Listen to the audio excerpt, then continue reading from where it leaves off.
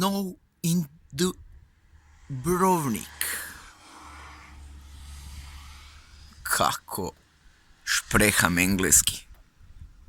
Znači, dakle, snijeg u Dubrovniku.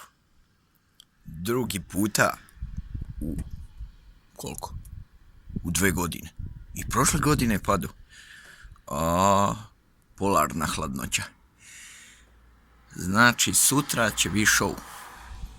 Na ulicama će biti haos. U vestima će biti haos.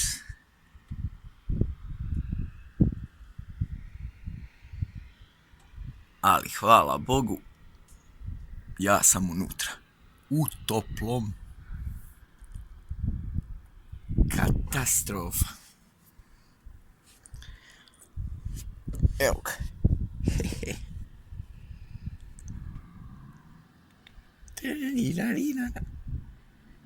Jupi!